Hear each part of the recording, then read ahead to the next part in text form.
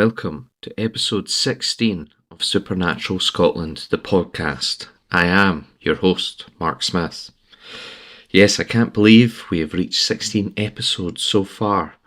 I'm hoping to continue with the podcast for as long as possible, but this will be dependent on listening numbers. Up until the summer, I will continue providing you with the scary stories of Scotland and telling you about some truly scary locations, but great places to visit. In summer, I will take a break for a wee while so I can do more research and hopefully visit some locations to upload to YouTube and TikTok. Scotland is an interesting place to visit because it is so ancient and parts of it are always changing. You really can see all different types of scenery in Scotland, from ancient castles to newer art installations. But it's not all just about scenery or location. Scotland has some great food available for everyone. And if you like whisky, there are plenty of whisky trails to check out also. And one thing the Scottish know how to make is whisky. There is a festival that is huge in Scotland, and it is the Royal Highland Show, which takes place towards the end of June and lasts 4 days. This is an amazing day out for anyone visiting Scotland, and I would absolutely suggest visiting. Its main focus is on agriculture, but if you're not a farmer, that is okay, as it has much more to see and do. I know from experience that kids love to see all the farming equipment and check out the tractors and quad bikes. The show is also pretty famous for its arts and crafts and has many stalls based around these. Like food, no problem. They have lots of different kinds of food and drink available.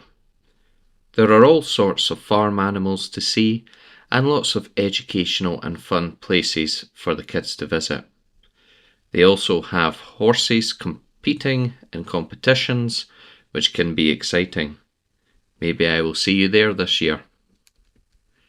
Now for our first location, the Massacre Cave on the Isle of Eigg in the Scottish Hebrides.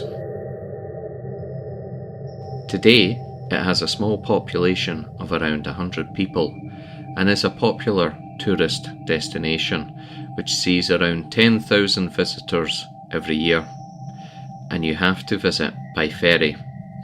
The island is often called the Emerald of the Inner Hebrides and has around 196 species of birds living on the island, so this attracts a lot of bird watchers. This truly is a savage and bloodthirsty tale of murder. The massacre happened in 1577 on the Isle of Eigg. The Isle of Eigg has been occupied by humans for more than 8,000 years. This has included Vikings, clans and crofters.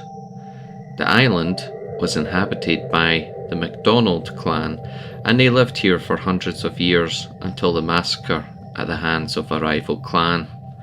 That rival clan were no other than the MacLeods of Skye. I have mentioned this feud previously on my Isle of Skye episode. The MacLeod clan, according to legend, landed on the island during a violent storm, and while there abused the local women.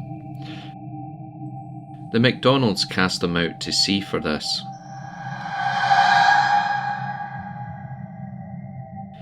They were rescued by other clan members and swore revenge on the MacDonalds. The chief of Clan MacLeod then ordered the men to take the island by force. Clan MacDonald found out this evil plan and tried to escape the village before the MacLeods could attack. They took refuge in a cave which they thought the MacLeods would never find. They also knew it would be a good defensive position, as the entrance was slim and only a few people at a time could enter the cave. They hid in the cave for 3 days as the MacLeod clan searched around the island for them. They eventually gave up and were about to leave when they sadly spotted a lookout who was obviously checking to see if they had left yet. They then tragically found the cave,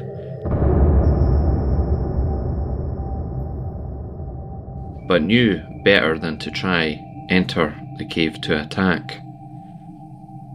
They covered the entrance in straw and heather, trapping the people inside. They then set it on fire. The thick smoke filled the cave and suffocated the hundreds of people hiding inside. After this terrible tragedy, the cave became known as the Massacre Cave. Afterwards, the remains were left inside to rot.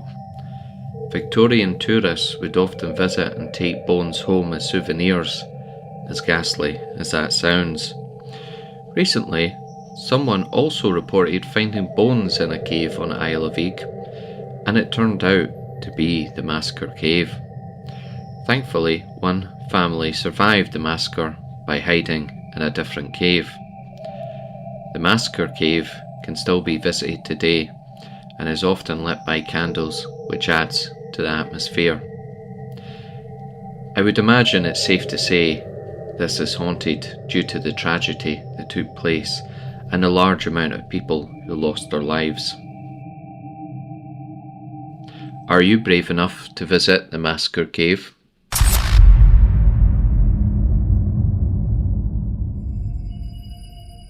Our next location is Dryburgh Abbey Hotel in the Scottish borders. The hotel is a large country house located on the banks of the River Tweed in the Scottish borders.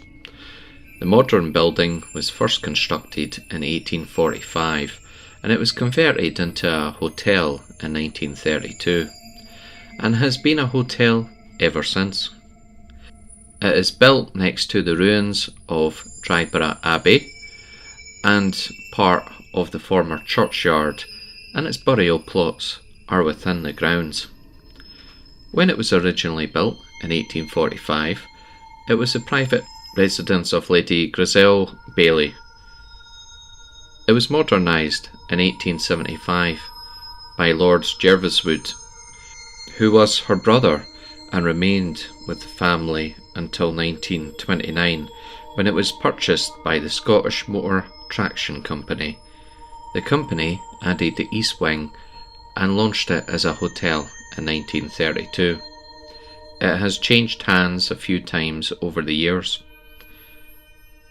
The actual abbey was established in 1150. Dryburgh became the main house in Scotland of a French order.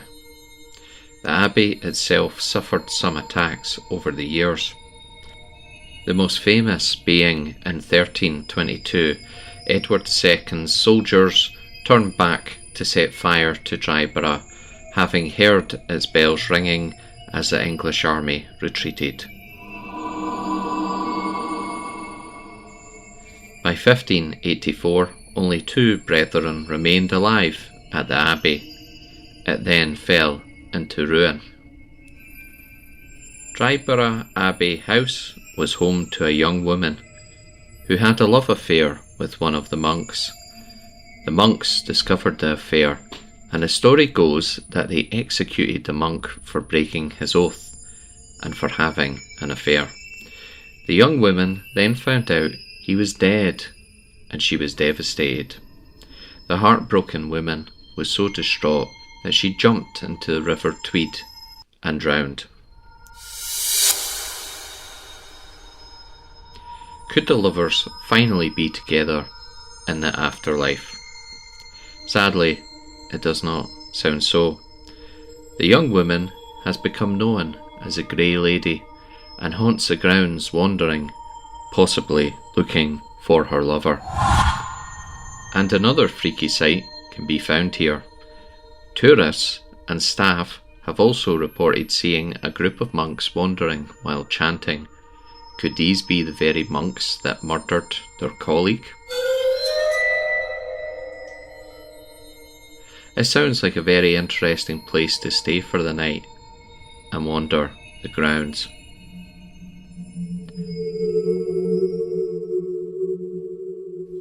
And now for the legends of Scotland.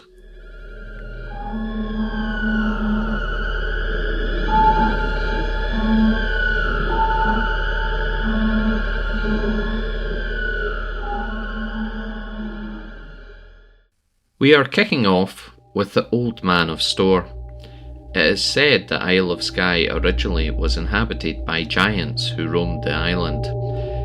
If anywhere was once inhabited by giants, I would totally expect it to be the Isle of Skye, which is a beautiful and mysterious island and well worth the visiting. The Old Man of Storr is a beautiful and very impressive formation of rock. It is a rocky pinnacle with a grassy slope to one side and a steep rocky face to the other. It is made of basalt rock, and it is a very famous walk which many people have travelled. If you go to the Isle of Skye, it is well worth the visit, but do keep in mind it's a hard walk. Anyway, the story goes that a huge giant called Old Man of Storr lived on the isle, and when he passed away was laid to rest with his thumb poking out of the earth. It is a huge thumb sticking out the ground that has become known as the Old Man of Storr. This is contradicted by another legend about a brownie, which is a Scottish hobgoblin-like creature. These creatures often did good deeds for families which they chose to help. It is told that a villager called O'Sheen saved the life of a brownie, and they became great friends.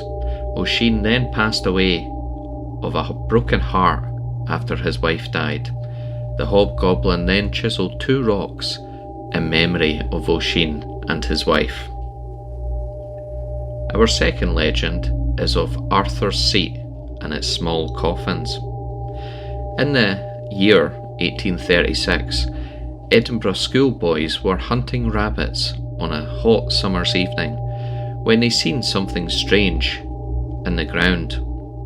In a secluded spot on the north-east side of the hill, the boys discovered a small cave in the rock. This was hidden behind 3 slabs made of slate.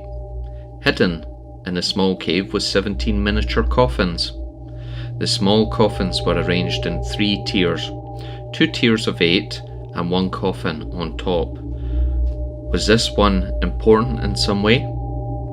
Each of the carved coffins contained a little wooden figure carved and dressed in clothes. They were all different. Someone went to a lot of trouble to design these dolls to then hide them in a strange place. The newspapers claimed it was witchcraft or demonology. To be fair, that is exactly what would have went through my mind if I found something so strange. No one has ever figured out what these mysterious figures are and why they were left here in the coffins. 8 of the coffins are on display in the National Museum of Scotland. It is unknown what happened to the others. My best advice to you all is this: if you find something strange and hidden away, leave it be. You do not know what you could be messing with.